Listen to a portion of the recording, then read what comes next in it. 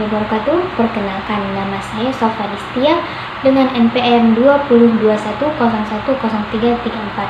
Di sini saya akan mempresentasikan mata kuliah Filsafat Hukum Islam, yaitu dengan judul Prinsip-prinsip Maqasid Syariah.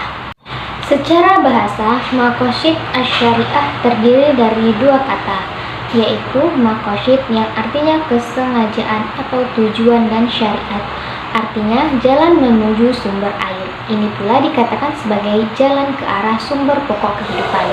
Adapun tujuan maqasid adalah untuk kemaslahatan manusia.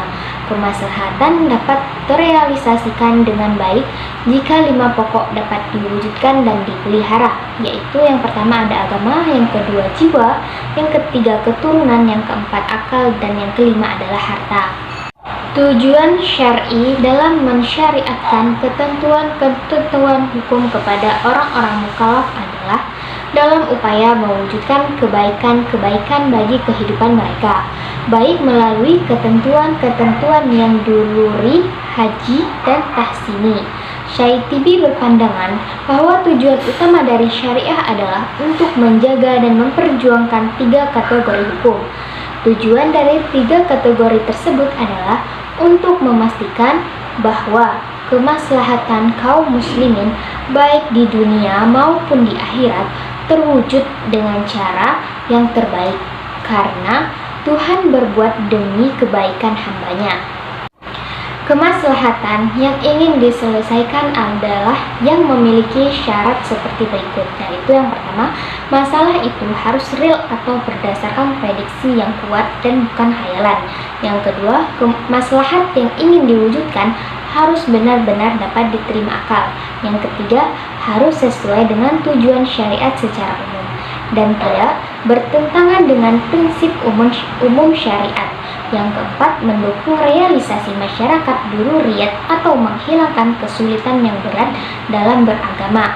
Adapun manfaat mempelajari maqasid asy-syariah ialah sebagai berikut, yaitu yang pertama, mengungkapkan tujuan, alasan, dan hikmah tasyrik baik yang umum maupun yang khusus.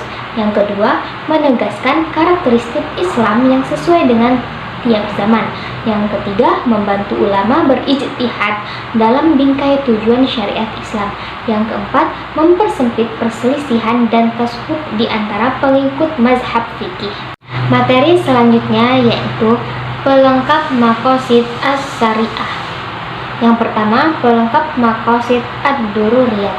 Ketika Tuhan mensyariatkan sholat untuk menegakkan dan memelihara unsur agama, syariat memerintahkan agar sholat itu dikumandangkan dengan azan sesudah masuk waktu dan dikerjakan dengan berjamaah sebagai kelengkapannya.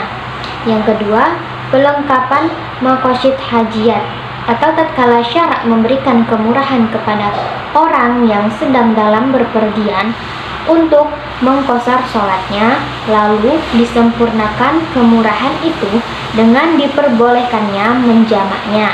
Yang ketiga yaitu pelengkap maqasid tahiniyat, yaitu syariat mewajibkan bersuci untuk menegakkan urusan tahsini. Kemudian kewajiban bersuci itu disempurnakan dengan aturan-aturan sunat bagi bersuci. Tatkala syariat mensunatkan menyembelih hewan kurban, disempurnakan perintah itu agar binatang yang dikurbankan dipilih dari binatang yang tidak cacat. Selanjutnya yaitu perantara maqasid as-syariah, sebagaimana dijelaskan dengan berulang kali bahwa tujuan hukum perundang-undangan ialah untuk mewujudkan kemaslahatan dan menolak kemudaratan bagi manusia. Maksud tersebut dapat terwujud karena perintah dan kewajiban syariat dilaksanakan dengan sebaik-baiknya dan dijauhi segala larangannya. Pengetahuan dan pemahaman yang benar mengenai sebab-sebab perintah itu dikeluarkan menjadi pendukung utama untuk menaati perintah syariat, karena sebab-sebab syariat dikeluarkan selalu mengikuti status hukum musababnya. Artinya, Jika status hukum musababnya adalah wajib, maka wajib pula hukum sebab yang terjadi perantaranya. Tak ada bedanya dengan perintah-perintah syariat. Larangan-larangannya dan mempunyai perantara-perantara yang mengantar pada perbuatan itu terlarang. Tidak logis apabila suatu perbuatan itu dilarang, sedangkan perantaranya diperbolehkan. Oleh karena itu, perantara atau wasilah dari suatu larangan yang kuat seharusnya mengikuti status hukum yang diperintah, yakni terlarang juga. Berdasarkan ketentuan tersebut, muncullah dua kaidah yang penting, yakni yang pertama, sesuatu yang menjadikan kewajiban sempurna karena wajib adanya. Yang kedua, menutup jalan menuju ke perbuatan terlarang. Sekian materi yang dapat saya sampaikan, kurang dan lebihnya saya mohon maaf. Wabillahi taufiq wal hidayah. Wassalamualaikum warahmatullahi wabarakatuh.